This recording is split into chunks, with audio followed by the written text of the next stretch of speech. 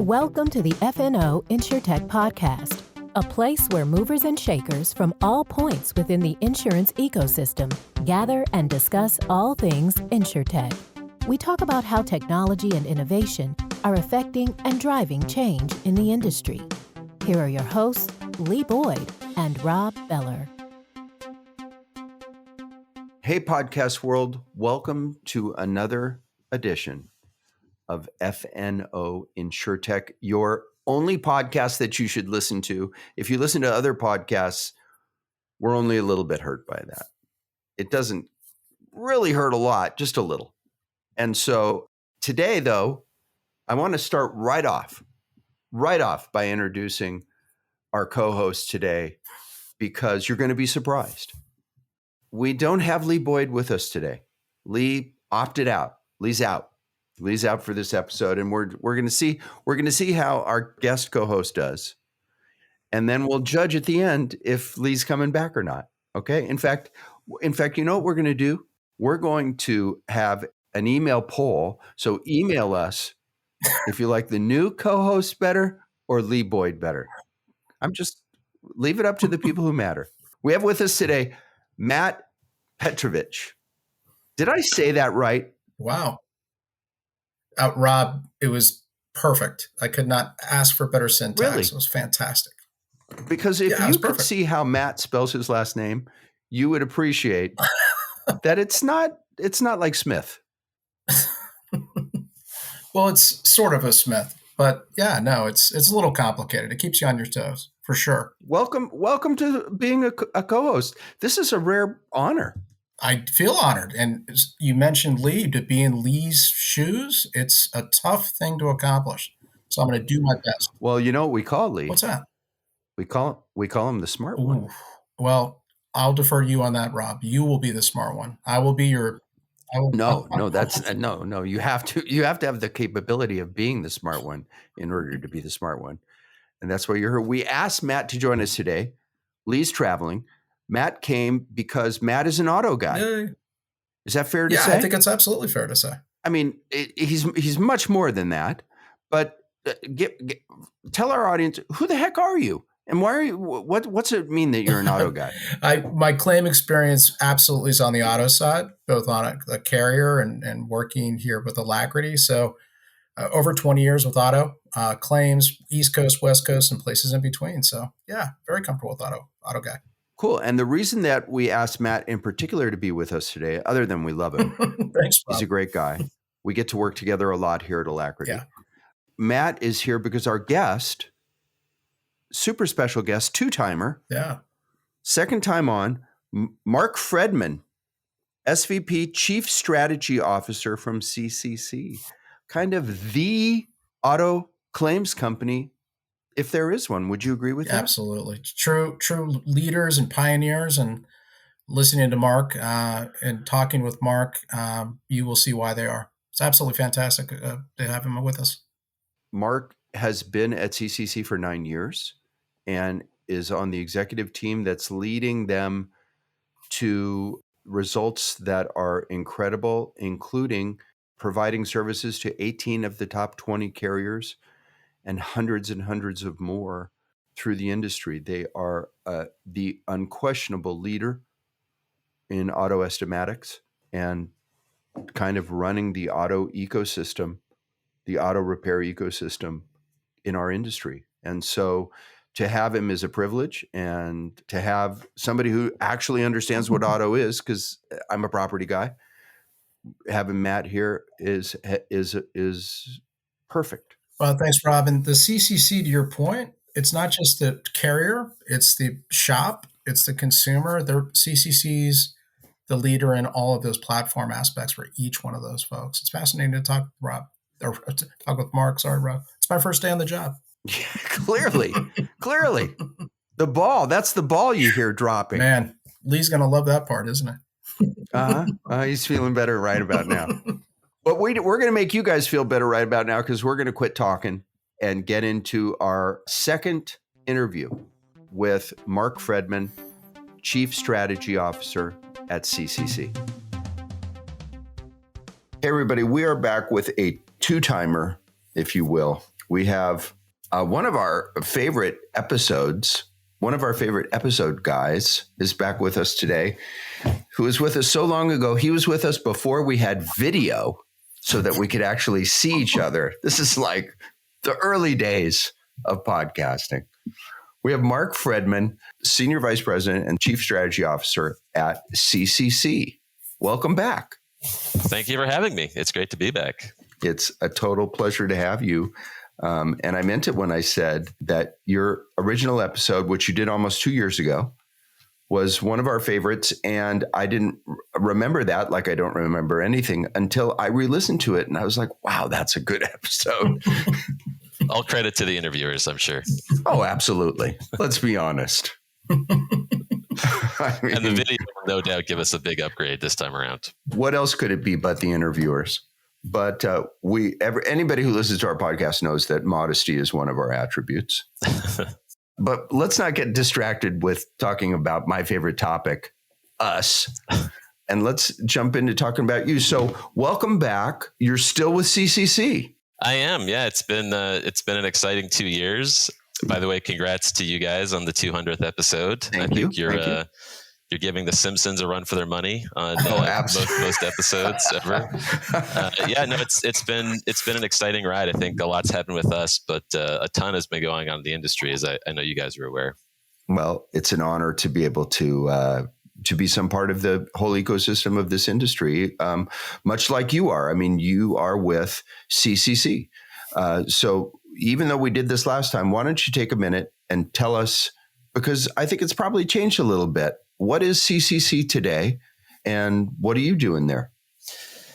Yeah, so CCC, we're the cloud platform for the P&C insurance economy. And so that is not just insurance companies, but repair facilities, parts suppliers, auto manufacturers, lenders, salvage providers, everyone that has something to do with resolving everything that has to do with the life of a claim.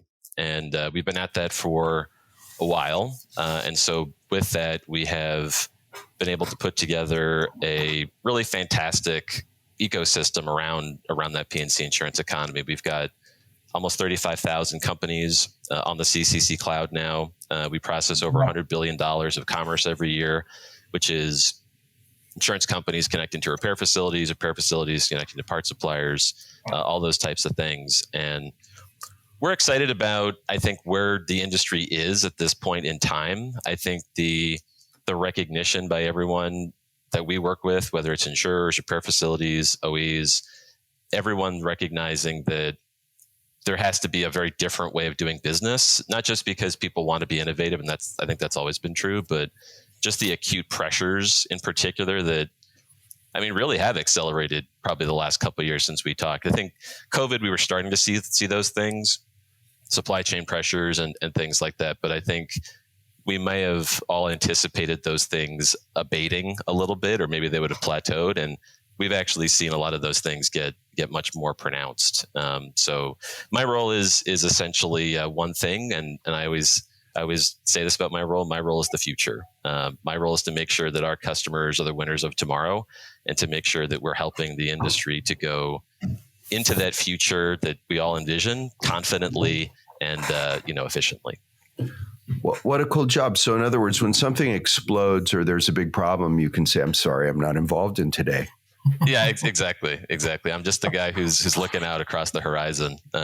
So how do you do that? How do you be the futurist? Well, one thing I always tell people, and, first of all, I've been doing this for 25 years, so it probably seems maybe easy or familiar to me, but I do believe that most of the future is actually pretty easy to predict. I think when you actually ask people, what do you know to be true the next 5 years, the next 10 years? For the most part, people actually know what those things are. I think the harder thing is actually committing to that future that you know is inevitable.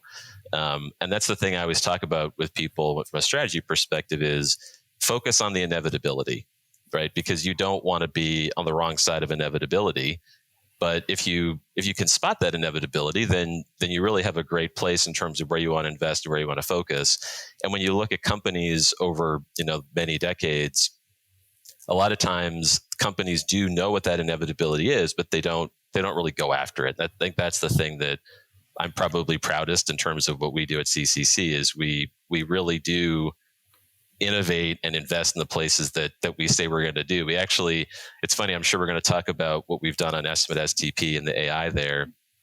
We had a very large customer a few years ago, and we told them, hey, this is where the future is going. This is what we're going to do. And then we did it. And they told us, we didn't necessarily believe you. We didn't know that it was going to be possible. We didn't know you were really going to pull it off. So I think that's the thing I try to focus on. I think the seeing the future part is, again, it's pattern recognition, relatively easy to see that. But, again, how do you make sure that you're really aligning yourselves and building a system to take advantage of that from an innovation perspective? Can't that come into conflict, though, with where the business is today and those who might want to build a moat around where the business is today to protect it, to protect the revenue sources, et cetera? I mean, I'm sure that that's not always everybody's on the same side here and in full agreement. Is that right? It can be. I mean, especially, people are creatures of habit, right? You've been doing something a particular way for a while. It's sort of natural to want to keep doing that. But I think I've always been a big believer that strategy is best when you do it outside in. You don't ever want to think about, here's what I do today, here's what I'm going to do tomorrow. You want to think, where's the market going? And to be honest, the market wins. I mean, at the end of the day, customers are going to vote with their wallets in terms of what they want to see and what they want to do. And it's better to be inventing that future and leading towards that future versus trying to make sure that you're too beholden to the ways that you may have done things in the past. And Mark, the challenge too, but really the fascination I've always had for the company CCC as a whole is not just the planning towards that future and building innovation, building strategies around that future to support the innovation. But really once there, I'll call it zigging when others zag. So it's not only zigging to the market, it's adapting to the marketplace to provide what they need with that innovation. Often you'll see innovation just kind of out there on a cloud. It doesn't fit. And so that's a fascinating piece. So it's a much more complex road than just, I think you're being a little, I'll say, not confident, but you are. Predicting the future is one thing, but also building that to match the market. Can you share on how you guys look at that? Yeah, definitely. So I was a strategy consultant for many years before I came to CCC. So I worked in a lot of industries, a lot of companies. And when it comes to innovation, and even when it comes to AI, we'll talk about some of these things. I think people tend to focus on the wrong things. A lot of times when you think about innovation, there's a almost monolithic focus on the idea, right? A specific concept that people are going to have. And honestly, if you went into most big companies, big insurance companies, and you peek behind the curtain at what they're trying to do in their strategy discussions, you're going to find a lot of pretty similar stuff, right? People want to do straight through processing. They want to do digital this, mobile that, self-service, AI, et cetera. So that's important, and you need to have a robust way of feeding in those ideas. And so we do a lot of things with customers. We have advisory councils, quarterly strategy reviews, all kinds of stuff to bring those funnels in.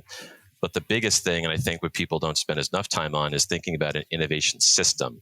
You have to actually have a technology platform, a go-to-market platform, a internal customer enablement platform, delivery, maintenance. You got to have all those things in place to make sure that when you have that idea, you have an on-ramp to actually getting it out into the market and then getting feedback on it so you can test, improve, and innovate on it. And so that's one of the things that I think we really try to focus on is there's the sort of exciting stuff that you see above the water, right? But I think just as important, maybe more important, is that delivery system to make sure that you can do it consistently and at scale. Absolutely. How do you get a job like yours? I mean, do they say looking for somebody who can think about these things? How do you get from degree in philosophy, yeah, right, to where you are we had to today? ask that about Plato to CCC. We had to ask. So. Yeah, I was actually going to say the Greeks came up with all the good ideas. We're just rehashing them. Absolutely. Yeah. So I was a philosophy major in undergrad, and I thought wanted to go into business, and there was a program at a bank in Chicago that was looking for liberal arts majors, which was kind of unusual. And so that was how I got into the business world. And then I ended up going to the Boston Consulting Group for 10 years after I was several years at the bank. And with CCC specifically, we had not had my role. We had not had a head of strategy, head of corporate development before I joined. So it was a new role, and I was recruited. And I'll tell you a funny story, because as we've been going, we went public and we've talked to investors, and we've been sort of reintroducing the company in some ways the last couple of years. I think we've just come a long way. I think the thing that's really amazing about CCC is we've never lost focus on our roots, which is providing the ability for our customers to perform.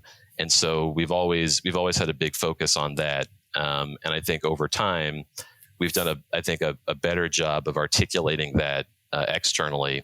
And I think we're starting to see that really play out the last few years, where, especially on the insurance side, big insurance companies, small insurance companies, every insurance company is trying to figure out, how do I actually enable that digital transformation? Sometimes they say, well, I want to get to the cloud, or I want to do more in AI. And I'll tell people, well, you've been on the CCC cloud since 2003. We haven't really talked about it like that, but I think as we've been able to reintroduce those concepts to people, you're seeing more of a realization by insurance companies. Well, I don't have to go rip out all these systems. I don't have to make all these changes. I'm already on the CCC cloud. I've got thousands of my employees already in this thing every day using it. It's connected to all the ecosystem participants that I want to do business with. It's running large scale AI at massive scale. How can I extend what I've already got to go more into the future and to build more an innovation perspective?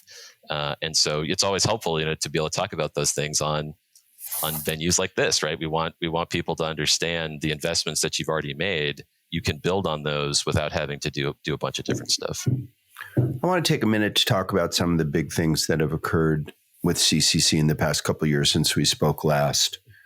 One is the fact that you're a public company. Does the fact that you're a public company filter down to you and your work?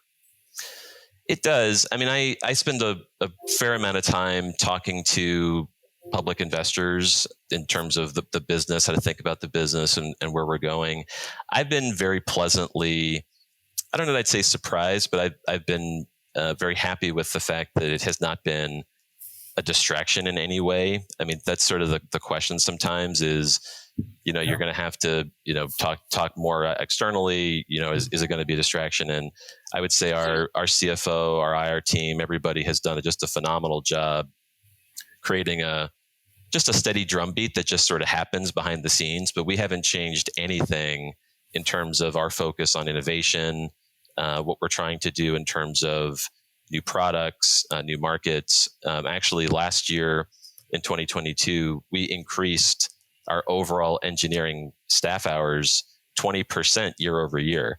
Wow. So back to Matt, you mentioned the zigging while the others are zagging. You're seeing other tech companies that are pulling back. They're maybe not wanting to invest. And we're making sure that we actually are helping our customers at this moment. They really need us to lean in and do more from an innovation perspective, and whether that's for shops or insurers. So it really hasn't been, I think, anything but a positive. I mean, I do think it's been helpful in terms of just visibility for the business, visibility for the company. It's been helpful in terms of maybe customer segments or ecosystem participants that weren't as aware of us before and how they could help our other customers. And so we've seen, I think, a lot more momentum in terms of being able to hire top talent in AI and engineering, but also just getting the word out more about what we're doing to try to help the industry to push to that next future.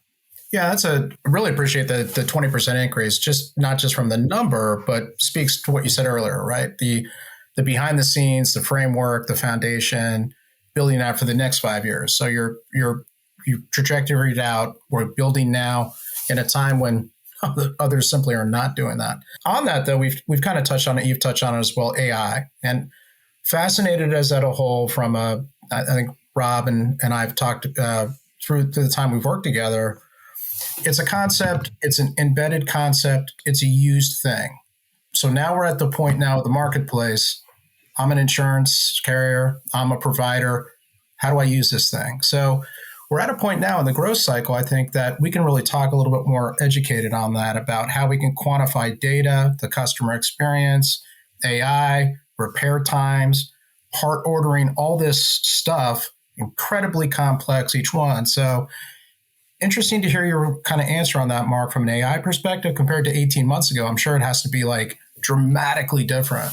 Oh, it definitely is. And I'll take it from a few different perspectives. So one is, to your point, just the sheer adoption has become much more prevalent, much more ubiquitous. Wow. So we announced recently that we've processed 14 million claims to date using a deep learning, CCC deep learning solution. That's up 60% year over year. It's amazing. We've also seen a more than doubling of claims year over year that used 4 or more of our deep learning solutions. That just gives you a sense of the scale and how common this is now becoming. People are expecting AI to be built into things. So that adoption is definitely going very quickly. I think there's a couple other maybe more profound things that are happening, which is, one, how far can you take AI? How do you take that broader, deeper? So we're now doing stuff with subrogation around AI. We're looking at basically every aspect of the claims journey and the claims experience of how you can do that. But you're also seeing a real shift in what AI does for you in terms of how you think about just the paradigm of what it means to be a claims organization. So I think what you're seeing is, historically, a lot of AI was focused on automation of very discrete, call it frontline, low-level tasks, right? Absolutely. So can I automate this very discrete, specific thing? And I'll say this as a guy whose career is strategy. I think you're starting to see AI move into strategy. It's starting to actually think, and that's the real future. I think that's the next evolution here, where AI is helping you to inform how do you run your claims organization, how do you actually manage the ecosystem and this volume of claims, as opposed to it being applied just to these discrete things. And I think you're also seeing a world where just the nature of how a claims organization works, I think, is going to go through a big shift. I think one of the things I've reflected on is, so I've been here almost 9 years. I work with a lot of insurance executives over those 9 years. And the thing that's always struck me is, when you talk to a claims executive about their organization, you get them really talking about it, the mental model that seems to be in their head is almost like a giant package sorting facility with huge conveyor belts and chutes. It's this massive heavyweight, right? I see you guys laughing. Totally. We work with the same people. Yeah, even the vernacular. It's routing, hot routing, tracking, fast tracking, right tracking. It imagines this sort of chutes and pulleys and conveyor belts. Yes. And the thing that is interesting about that is that kind of industrial system works really well when you have an incredibly homogeneous, consistent, high volume process, right? It's built for scale, but scale that's not going to change. And now you're seeing just so much change, and that system literally, just as a paradigm, doesn't work, right? So you guys remember the I Love Lucy episode where they're trying to put the chocolates on the conveyor belt, and it starts going much faster, and they can't keep up, right? So they're pushing chocolates off the conveyor belt, they're stuffing their mouth, they're doing all these things. When you think about massive labor shortages, massive inflation, the extreme weather events that we're seeing, all these things have the effect of speeding that conveyor belt up. And so you literally cannot use that model anymore. That model will not scale. You can't just run it faster because there's so many differences. It's you unaffordable. Need something very different. It's unaffordable. It's unaffordable, and it just doesn't, it doesn't work when the people that you would ordinarily have sent those packages to at these different shoots quit, and you can't replace them, right? And you're trying to bring in new sources of information and things. So I think there needs to be a very fundamental shift in that paradigm.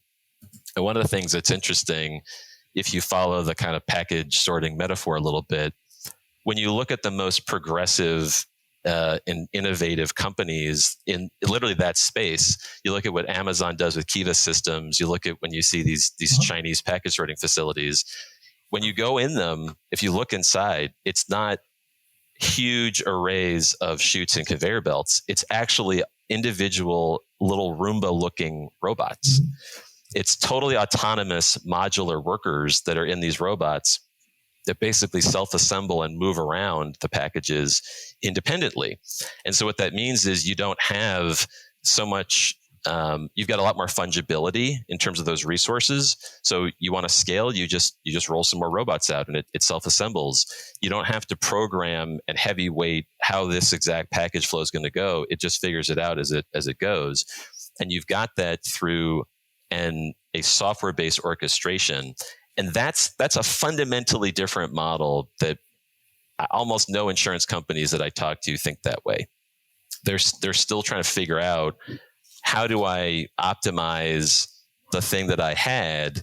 Because there's a fear. Well, I don't want to rip all that out. I don't want to change all that. Mm-hmm. And so that's why I was saying is that the conversation to me is more, well, you don't want to just lift everything and move to something else, but how do you actually evolve that system in a way that is going to mean that you can be a winner of tomorrow and you can be somebody that keeps up with all that change. So are you helping them do that? Are you giving them an evolution pathway? Yeah, I mean, think about what we do on the DRP side, right? So we have 28,000 body shops in the CCC cloud. And so if you are an insurance company and you want to add, let's say you're going to grow in Missouri or some state, and you want to add 50, 100, 200 body shops to your network, you just do it, right? You don't spend 6 months to a year planning it and figuring it out and rewiring and reprogramming. They're already on the cloud. You talk to us about it and we'll make a change in the system. And within a few days, you're up and running, and that infrastructure already works. And I think that's why when we talk about the AI adoption, that's why it's actually worked. You can't do 14 million claims if you're not able to rely on the existing infrastructure, integrations, platform that people have already been using. And that's why sometimes what you think about that's where the innovation sits on the shelf and doesn't actually get into production. When it's disconnected from these platforms that you're already using and that have been built to extend that way, you're not able to get the full value for it. Yeah, and that DRP, or direct repair, from my experience is fascinating because it kind of couples with your staffing shortage and the experience shortage that the carriers are facing. So you have, again, matching technology, the 5-year trend, short-staffed Missouri. We'll use Missouri, great state. I need to add some DRPs. My staff is telling me where. My intelligence from your platform is telling me where. And my agents are telling me a different where. And then I have a person I have all this information from a claims leader perspective, those executives you're talking to. That decision I'm making has a far greater impact. It can be done quicker, but I have to also match that to the financial needs and the customer service needs of my company. So that tech piece is so vital, and it really, to me, is fascinating because a few years ago, let's call it over 2 years, that decision was much more on the ground. I need a DRP here. Purely done from experience of the past 5 years, not the future. So we don't know what the growth trends are of cities or counties. We don't know any of that. We just know I've always needed one. So from your platform and from your experience, Mark, going forward, how further to me, that's an AI perfect play, correct? Of just let that be taken over solely by the single robot moving around the factory as opposed to the assembly line. Yeah, I think you're always going to want to have a good linkage between the human and AI. We believe very firmly better together. But I think exactly as you're describing, that's what I meant by AI moving into strategy. So thinking about what is the next best action, what should I be doing in terms of managing that system? I think you're going to see exactly as you're describing in all aspects of not just this industry, but every industry. You're going to see more AI being used to help inform those decisions as people go forward. I think the other piece to not lose sight of is back to that human side. The technology is great, but you have to have an infrastructure, a people infrastructure, to make sure exactly as you described that the change management can happen. So we have a whole account management consulting infrastructure to help customers make those transitions. And it's why we have a phenomenal customer retention rate, and it's why we have a really great net promoter score. We have a net promoter score of 80 as a company, and that's because the technology is important. But if you don't use the technology the right way, you don't help people think about, well, what is that next thing? Then you're not getting full value for what you're buying in the software. Absolutely. Congrats on that. Let's talk about estimate straight through processing. Yeah. I mean, that's the holy grail. Yes. Well, share with us where we're at there. Yeah. So we think in general, straight through processing as a concept can really be applied across the entire life of a claim.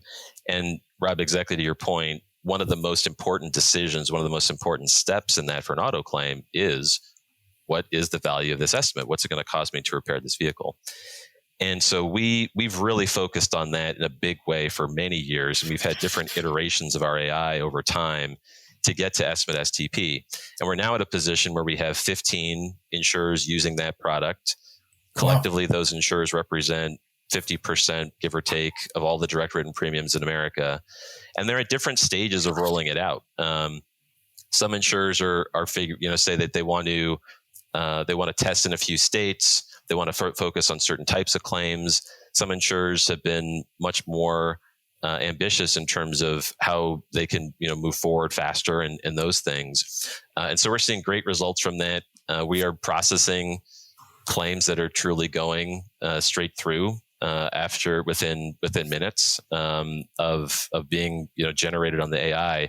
And it's interesting, the AI actually in some cases we found that humans want to make sure the AI is thinking. And so sometimes we sort of slow it down in terms of when the response actually goes to the consumer, just to make sure that people feel like, I mean, it's true. Smart. Very smart. So it's really amazing just what the team's been able to do. And it goes down to, it's a full line level estimate. It is to, every repair part, labor hour, everything you can imagine going on that estimate. And when you take that estimate as a consumer, you get that car repaired, you now have a feedback loop also where that you're still in that CCC network where I go to that body shop and, they want to make changes or whatever it is, that can all be seamless and you can help to provide that digital experience. Is this where you're taking customers when they come to you? I assume you're hearing a lot these days, help me return to profitability on the auto side. Are they coming to you with that problem and asking you to be part of the solution? Yeah, and I'm not talking about from your fees. I'm talking about from your product. Yeah. Right. I mean, as you guys know better than anybody, the claims executive really is focusing on three things, right? They're focused on accuracy, on indemnity, they're focusing on LAE, and they're focusing on that customer set. And I think they're asking us to help on all of those. I think what's nice about what's really unique about this technology is it's one of the few technologies that actually impacts all three of those things, right? Because what does a customer want? They want to get their car, they want to get back on the road quickly and accurately and efficiently. What does an insurance company want in terms of making sure that they have that efficient internal operation and that they're getting to accurate outcomes? So it's something that is able to help with all three of those. And no question, we have a really critical role to play in helping the insurance industry make sure that they are operating as efficiently and accurately as they can, and innovating in ways to deal with these macro pressures that are really responsible for a lot of stuff that you're talking about, right? When you think about, just look at what's happened on repair cycle times. I mean, it's weeks now. There are people who have to wait months to maybe get their car into a shop. Frankly, that's a systemic challenge in labor at the repair facility side that we have to figure out as an industry. How do we get more people into the industry, younger workers and things? But it also means, how do you use intelligent tools to help insurance companies manage those things, manage having better visibility over their procedures, make sure that you're getting the recoveries you're supposed to be getting on subrogation. So definitely we've done those. That's always been a part of what we do, is making sure insurance companies can optimize those three things. And certainly I think the desire to use technology to do this has only increased. Yeah, no, that's straight through processing. I don't want to say inevitable, but I think it's inevitably where we're headed as an industry across product lines. So not just auto, but focused on auto today, it has to be, because you hit on some of those macro trends. So whether it's inflation or other economic pressures in a market, I'm not even going on a national scale. The beauty of it, straight through processing, is it can be flexible enough to adapt without losing that human touch. Because to your point on customer touch, and customer sat for a claims leader, or from an industry standpoint, which is, a focal point for all of us, there are certain customers that want a certain way for their claim to be handled. That doesn't prevent straight through processing from helping them.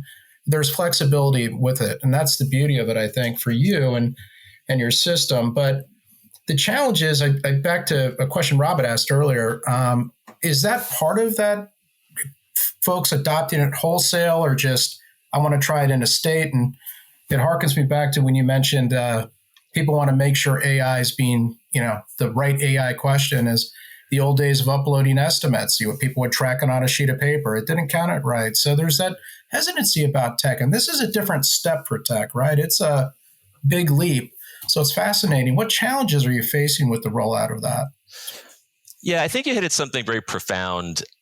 I've thought for a while now that just the term straight through processing feels very inadequate, because it connotes a coldness if you talk about from a consumer perspective. And if you think about insurance as a business, I mean, it is the empathy business. I mean, it is by definition, you've had a really significant, in many cases, traumatic experience in your life. And this is the company that is going to be there to help you through that really difficult moment and get your life back on track. And so one of the things that has really struck me, I was talking with one of our large customers, their chief claims officer. He said, I know I have to go digital,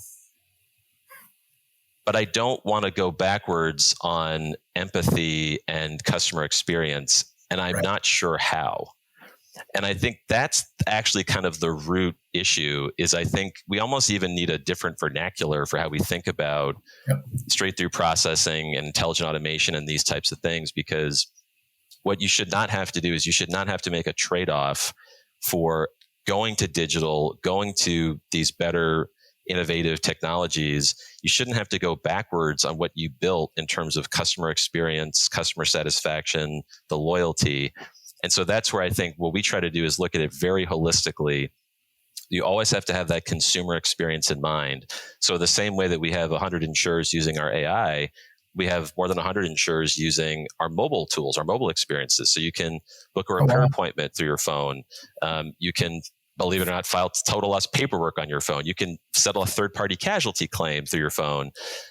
So you have to have those things come together, but they also can't be disconnected. It has to be the AI embedded in those workflows. And frankly, there's going to be cases where it shouldn't be straight through processed. There's a real reason for a human interaction to take place with that particular consumer, maybe because that's just how they want to work, or because you need to pause it for a fraud flag or investigation or sub or whatever it might be. So I do think that's a big thing, and I don't think the industry's really grappled with that yet. I think people have just been getting their head around STP, get automate it.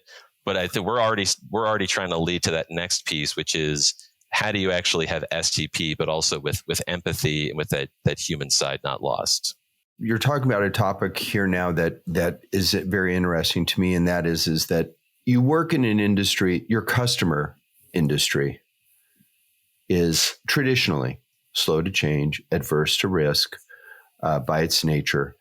And you guys are coming at it now fast and hard, which I know from my own work, Matt does from his, that the knee-jerk reaction is, whoa, slow down, right? How do you deal with that?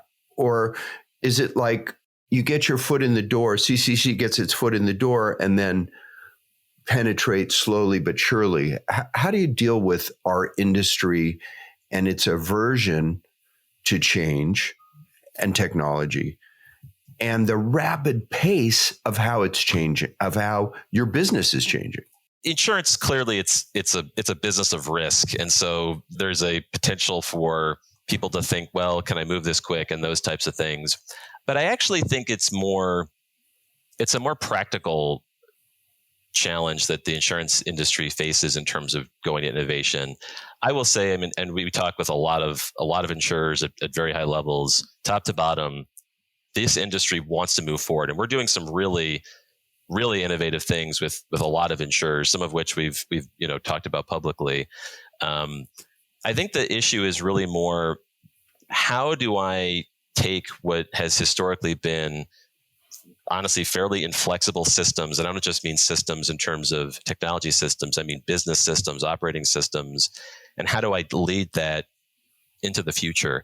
And so what we're actually seeing is, and we are seeing just a tremendous amount of engagement at again, C-level, very senior levels of our customers.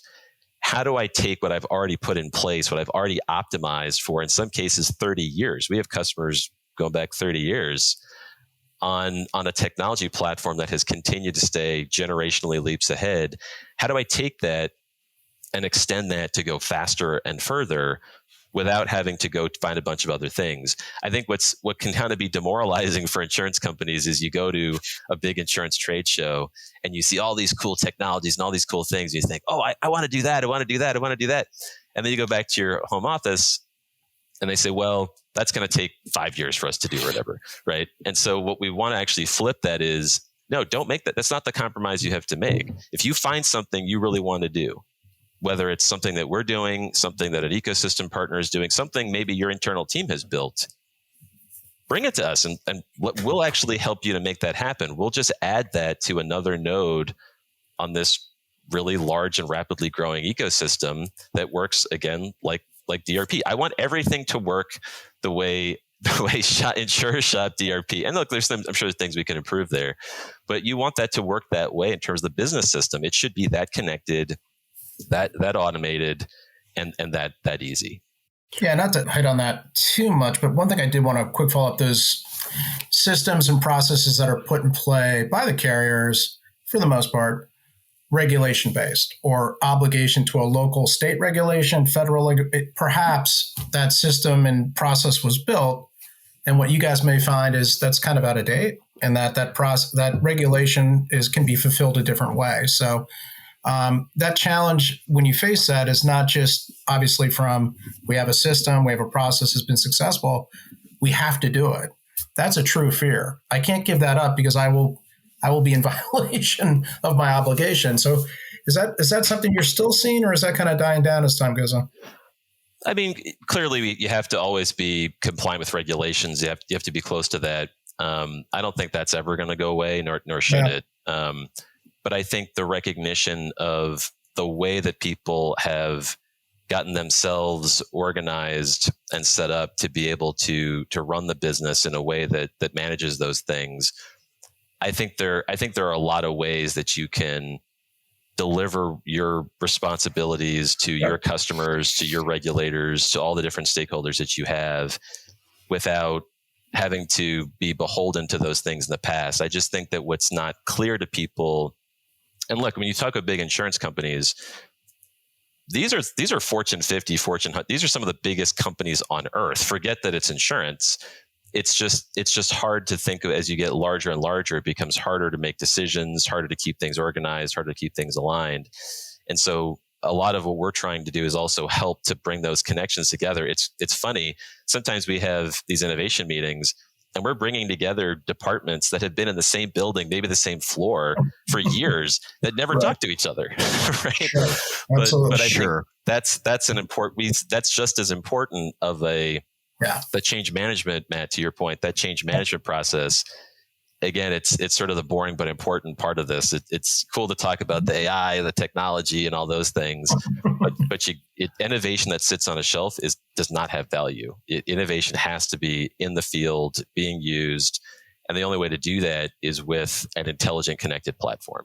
So, speaking of innovation, we're on our podcast. And in our work, we spend a lot of our time on the property side. We don't often get to peer over the fence and see where the more action is. Not that we don't have plenty of action on the property side, but on the InsureTech part of property, there's a lot going on. Yeah. A lot. Is it that way on the auto side too? Is it like InsureTech is just exploding, or is it narrower and more confined?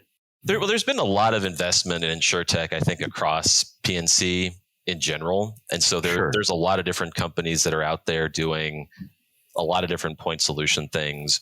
I will say, from what I've seen, it does feel like no sector is immune to the broader macro stuff that's been going on. And so you are starting to see maybe a little bit less funding, maybe of some of those companies trying to pull back a little bit on what they've been doing. So there's definitely a big ecosystem, and we work with a lot of different companies. Telematics is an area that we've recently been adding partners. So Zendrive, Safara, those are companies that I would put really in that InsureTech space. They're using mobile crash detection and things to try to figure stuff out. Property, is, and you guys know this. I mean, it does seem like whenever I go to an InsureTech conference, there's a ton of companies doing roof estimation and drones, and there's a very kind of almost like a large niche, if that's to use the oxymoron there. Yeah. But yeah, I think there's a lot of activity across the board in all those lines. I want to ask you one question before we go. It's been a pleasure having you. Yes. And we know you're a busy guy. How have you guys won and keep winning? I think you said you're with 18 of the top 20 carriers in the country. I mean, that's killing it. Absolutely. And those numbers continue to be equally impressive as you go to the top 50, the top 100, et cetera. How do you do that? I mean, that in large part has to be your work and you being off in your corner saying, no, we need to go further to the right. Right. No, this way. How have you done it? If you talk to Gitesh, our CEO, he'll always say that at the end of the day, our relationships are built on two things, which is trust and performance. People that you trust that don't perform, you'll kind of give them a little bit of leeway, but that only goes so far. The people you don't trust and aren't performing, obviously that works itself out pretty quickly. But we've got to be able to deliver that trust and that performance. And part of the trust piece is actually making sure that customers can trust that we are the partner that can truly lead them into the future. And we had a chief claims officer of a large insurer tell us, which is, I think, one of the highest compliments we've gotten that I've heard personally, is I hear a lot of companies that have a great innovation, a big vision, but they cannot deliver anything. Then I have a lot of companies that can deliver a lot of day-to-day stuff, but have no vision and cannot take me into the future. And CCC is the one company that can do both. And that's, I think, at the heart of what we deliver. That really sums it up, is you have to deliver every single day on the ground at the most subatomic level for our customers, whether that's a shop, an insurer, whoever, because that's their livelihood, that's their business. And those micro moments, those micro decisions really, really matter. That's why we spend incredible amounts of time helping insurance companies look at trends of headlamp prices and usage in Omaha for certain types of vehicles. But you can't just do that. You have to be able to show people, especially when you get to more senior levels, that you're on the right track to actually be, again, one of those winners of tomorrow. And that just permeates the culture. I mean, you can't get to an 80 net promoter score and the other stats that we have if that doesn't come just as a deep part of the CCC culture. And that's been the thing that's honestly kept me here for 9 years. I mean, it's a cool industry. I love the industry. I love our customers, but the CCC team, our associates, everybody that works at CCC, the shared vision and alignment to drive that trust and performance. It's just the heart of who we are. I've heard great things about your leadership team, leaders in the industry as a whole, not just on the auto side, but in P&C. And, congratulations. Absolutely. Really on what you've done. And I'm really disappointed in us. Yes. I mean, we haven't even talked about smart cars. No. No. Hey, I'll come back a third time. Hey, dude, careful what you wish for. Okay. Michelle's on this call. So, she can make that happen. We will make it happen. Yeah. Okay. We'll take that as a commitment. And once again, pleasure to have you. Great to see you in person. Yeah. Thank you, Mark. Yeah. Thank you guys. It's always good to talk with you. And Matt, it's great meeting you. Yeah. And finally, Rob, great getting to see a face along with the voice. So thank you guys so much. It was worth the wait, wasn't it? Absolutely. Very much so. Thank you. When we have a guest on for the second time, I'm never sure if we're going to have enough new territory to cover. But first of all, an amazing company and a guy who has an amazing job there. Yeah. So what ended up really happening was we didn't even cover it all. Nor how could we? It was a great conversation, not just to your point from his standpoint of strategy and innovation, but how to tie it all together in the industry. It's fascinating. Yeah. It's really cool. It'd be fun to be a fly on the wall in his office, wouldn't it? Absolutely. And to hear the things that he's talking about every day. We're super grateful to Matt, our guest host today. A rare occurrence on our podcast, and you did a great job. Thanks for joining us. Well, thank you, Rob and Lee. We welcome you back with open arms. Well, I don't know. I'm kind of rethinking things. I'm going through some strategy and innovation thoughts myself here. And thank you, Mark. Great having you on again, and look forward to the next time. And thank all of you listeners for being with us, because we wouldn't exist without you. So until next time, we'll say goodbye, everybody. Goodbye.